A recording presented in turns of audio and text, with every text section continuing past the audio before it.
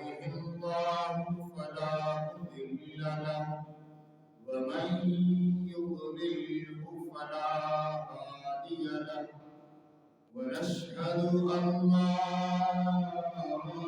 إله إلا الله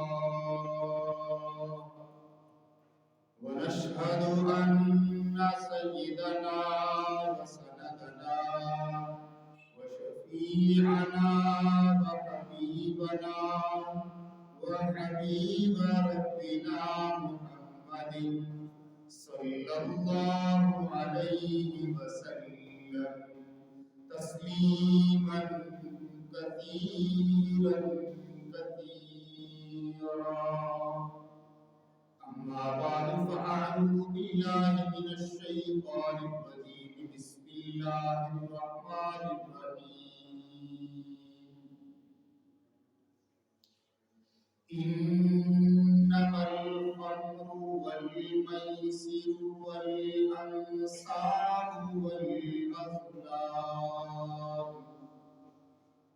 رجس من عمل الشيطان فاجتنبوه وقال تعالى في مقام آخر إن تجتنبوا كبائر ما تنهون عنه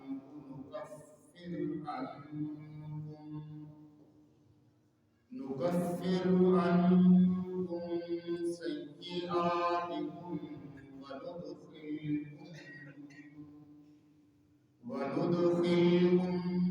مدخلا كريما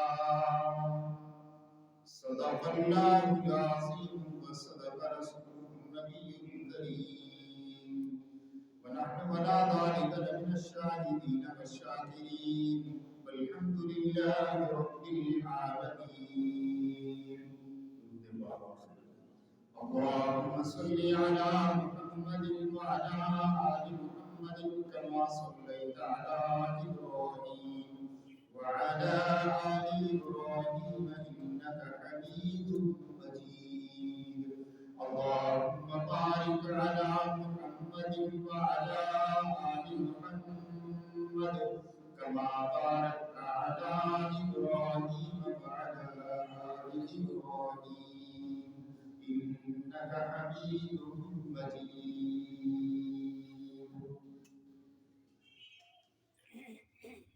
واجب الاحترام دوستوں، نوجوان بھائیوں،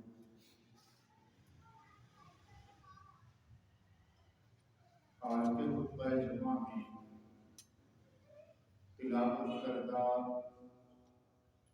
ان دو آیات کی کچھ تفسیر، تشریح اور مسائل آپ حضرات کے سامنے بیان کرنا مسئلہ۔ آج کچھ معمول سے وقت بھی زیادہ ہو گیا ہے آغاز کرنے کا، اس لحاظ سے تو شاید ساری گفتگو نہ ہو سکے، لیکن جس درجے میں بھی یہ مسائل بیان ہو جائیں مفید۔ سب سے پہلے تو آپ دونوں آیتوں کا ترجمہ ملاحظہ فرمائیے اور پھر ان ترجمے کی روشنی میں جو مسائل ان آیات سے مستنبط ہوتے ہیں، نکلتے ہیں، ان کو سماعت کرنا ہے۔ اللہ کریم ارشاد فرماتے ہیں انما الخمر، بے شک شراب، والمیسر اور جوا، والازلام اور پانسے کی تشریح میں نہیں کرتا، والانصاب والازلام، انصاب ہے بت، والازلام اور پانسے، رجس من عمل الشیطان، یہ لاغاب शैतानी आमाल में फजतनिबू, लिहाजा ए ईमान वालों इनसे इज्तिनाब किया करो, इनसे दूर रहा करो, इनसे बचा करो। और दूसरी आयत मैंने सूरह निसा की आपके सामने तिलावत की है, उसमें ये बात इरशाद फरमाई गई कि इन तजतनिबू, अगर तुम इज्तिनाब करोगे, बचोगे, कबाइर मा तनहौना अन्हु, उन कबीरा गुनाहों से, उन बड़े गुनाहों से जिनसे तुम्हें मना किया गया है, तो नुकफ्फिरु अन्कुम सय्यिआतिकुम, तो हम तुमसे तुम्हारे छोटे गुनाह मिटा डालेंगे, बख्श डालेंगे। वनुदखिलकुम मुदखलन करीमा, और हम तुम्हें दाखिल करेंगे बड़ी ही इज्जतमंदाना जगह पर। और इज्जतमंदाना जगह कौन सी है? वो जन्नत है। इन दोनों आयात में एक तो वो चीजें बयान की गई हैं कि जो बड़े बड़े गुनाहों में शामिल हैं, और दूसरा उनसे इज्तिनाब करने की तलकीन की गई, और तीसरा अगर बंदा उनसे इज्तिनाब करे तो उनका नतीजा बयान किया गया, और चौथा वो नतीजा है क्या, वो नतीजा है क्या, उसका मकाम और मर्तबा बताया गया। ऐसा नहीं है कि जो कबीरा गुनाह या बड़े गुनाह इस आयत के अंदर जिक्र किए गए हैं, कबीरा गुनाह सिर्फ वही है, ऐसा नहीं है। बल्कि कुरान मजीद में और मकामात पर, दूसरे मकामात पर और कबीरा गुनाहों को बयान किया गया है। यानी इस आयत के अंदर जो कबीरा गुनाह बताए गए हैं, आज के खुतबा जुमा में सिर्फ हम उनका तज़किरा करेंगे, बाकी कबीरा गुनाह जो हैं उनका बयान भी किसी और मौका पर हो सकता है, और कुरान मजीद में भी वो मुख्तलिफ मकामात पर बयान किए गए। दूसरा ये खुशखबरी बताई गई है कि अगर तुम उनसे इज्तिनाब करोगे तो अल्लाह फिर तुम्हारे साथ क्या सुलूक करेगा, अल्लाह तुम्हें उसकी क्या जज़ा सज़ा देगा। ये बात, ये नतीजा बयान किया गया है। नबी मुकर्रम सल्लल्लाहु तआला अलैहि वसल्लम की तशरीफ आने से पहले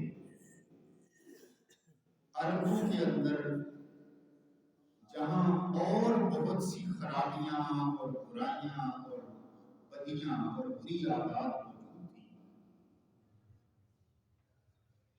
उनमें से एक वो शराब पीना था। शराब तैयार करना, शराब बनाना, पेश करना, दूसरे को पीना, पीने के लिए देना, खुद पीना, और इसे कोई बुराई नहीं समझा। नबी मुकर्रम सल्लल्लाहु तआला अलैहि वसल्लम ने एक हदीस पाक के अंदर, एक और हदीस में बाद में सुनाऊंगा, लेकिन एक हदीस पहले सुनिए कि आप सल्लल्लाहु तआला अलैहि वसल्लम ने इरशाद फरमाया कि जो शख्स दुनिया के अंदर शराब पीता है, शराब से मुराद खमर है, जिसे हम अपनी जुबान में शराब कहते हैं। अरबी जुबान में वैसे शराब का लफ्ज जो है वो किसी भी मशरूब के लिए इस्तेमाल होता है। पीने वाली कोई भी चीज है उसके लिए लफ्ज शराब इस्तेमाल होता है, लेकिन हम जिन मानों में शराब का लफ्ज इस्तेमाल करते हैं उसके लिए कुरान मजीद में खमर का लफ्ज इस्तेमाल होता है। جیسے اس آیت کے اندر آواز ہو رہا ہے انما الخمر، بے شک شراب. تو نبی صلی اللہ تعالی علیہ وسلم نے ارشاد فرمایا کہ جو شخص شراب پیتا ہے قیامت کے دن اور قیامت کے دن کے بعد جنت کے شرابن دھولا سے وہ اسے پینے کے لیے، یعنی اس کا ایک مطلب میں یہ سمجھا کہ شاید جنت کا جو ایک تصور ہم باندھتے ہیں یا تصور ہمارے ذہن کے اندر ہوتا ہے کہ جو بندہ جنت میں داخل ہو گیا بس وہ پھر ہر طرح کی نعمتیں اس کے اوپر نازل ہوں گی اور ہر طرح کی نعمتیں اسے عطا کی جائیں گی. میرا طالب علمانہ ذہن یہ ہے کہ جنت کے اندر یعنی جہنم سے تو بچا لیا جائے، جہنم سے بچا کے اسے آراف سے بھی آگے لے جایا جائے. جو مقام آراف ہے یعنی جنت اور دوزخ کے درمیان جو دیوار ہے اس سے بھی اسے آگے لے جایا جائے. رکھا جنت میں جائے، رکھا جنت میں جائے، لیکن اس نعمت سے محروم رکھا جائے گا جسے شراب کہا اور پینے کے لیے اسے نعمتیں میسر ہوں گی، لیکن وہ جو اللہ کا انعام ہے شراب پورا اس جرم کے اندر کہ وہ دنیا کے اندر شراب پیتا رہا، اللہ تعالیٰ اسے اس نعمت سے محروم کرے. آپ صلی اللہ علیہ وسلم کی تشریف آوری سے پہلے لوگ یہ کام کرتے تھے، پیتے تھے، پلاتے تھے، دیتے تھے، لیتے تھے، بناتے تھے، بیچتے تھے، خریدتے تھے، تحفہ دیتے تھے، تحفہ لیتے تھے. قرآن مجید نے آدمی سے بنا کیوں؟ اس لیے کہ یہ معاشرے کے اندر بدی کا اور بدکاری کے فروغ کا ذریعہ، بدی اور برائی پھیلانے کا اور معاشرے کے اندر فساد برپا کرنے کا ذریعہ. اس کے نتائج بہرحال جب آخر میں آگے اس کے نتائج نکلتے ہیں تو وہ بہرحال برے ہیں. اس لیے قرآن مجید نے شراب بنایا. نبی اکرم صلی اللہ علیہ وسلم کے بعد صحابہ ان کے بارے میں آتا ہے کہ جس زمانے میں شراب منع نہیں کی گئی، منع نہیں، اس زمانے میں بھی وہ کبھی شراب کے نزدیک، کبھی شراب کو ہاتھ. جیسے دنیا کے اندر ہوتا ہے عام طور پہ بعض لوگ ایسے ہوتے ہیں کہ وہ سگریٹ پیتے ہیں اور بہت سے ایسے لوگ ہوتے ہیں کہ زندگی میں انہوں نے سگریٹ کو ہاتھ بھی نہیں لگایا. اسی طرح بالکل نبی اکرم صلی اللہ علیہ وسلم کے زمانے میں بے شمار ایسے صحابہ ہیں جنہوں نے اپنے اسلام لانے سے پہلے والی زندگی میں بھی کبھی اس گندگی کو ہاتھ نہیں لگایا. تو قرآن مجید نے اسے کہا کہ رجس من عمل الشیطان. ایک تو یہ ناپاک ہے، گندگی ہے، غلاظت ہے، اور دوسرا یہ شیطانی عمل ہے، شیطانی اعمال کو فروغ دیتی، شیطانیت کو بڑھاتی. ایک حدیث پاک کے اندر کہا گیا کہ الخمر ام الخبائث، شراب جو ہے وہ ساری خباثتوں اور برائیوں کی ماں، جڑ ہے. یہ برائی،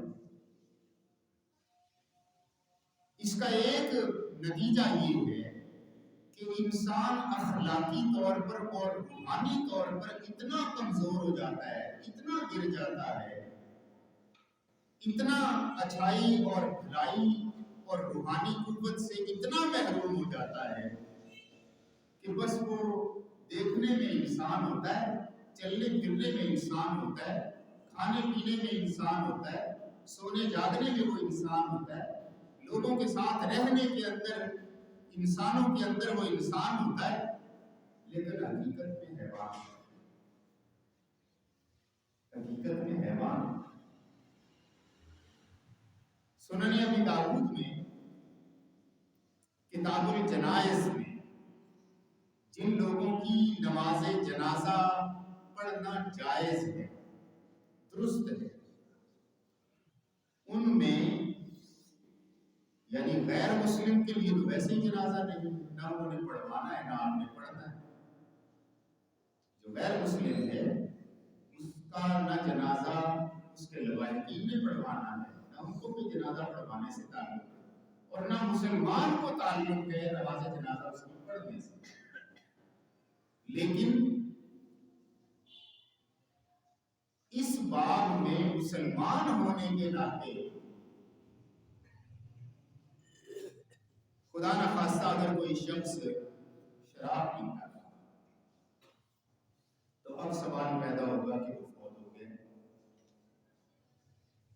मर गया। ये आपने वाक़यात सुने होंगे, बात हमारे ही मुआशरे में लोग कसरत शराब नोशी से मर जाते हैं। मेडिकली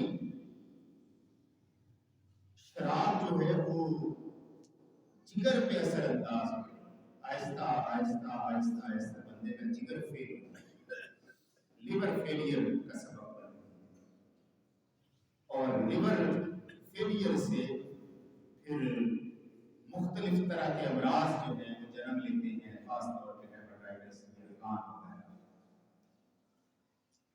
यानी टेक्निकली या मेडिकली इस तरह बंदा बनता है।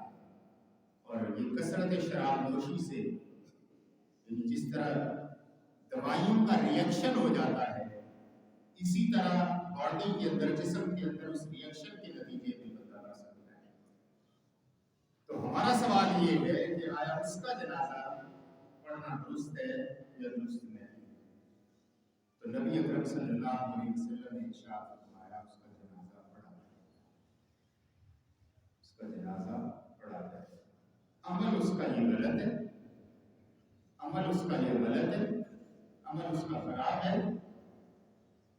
लेकिन आखिरी इज्जत और तकरीम में उसे बहरहाल मुसलमानों के कब्रिस्तान में भी दफन किया जाएगा और उसका जनाजा भी अदा किया जाएगा, क्योंकि वो बुनियादी तौर पर मुसलमान।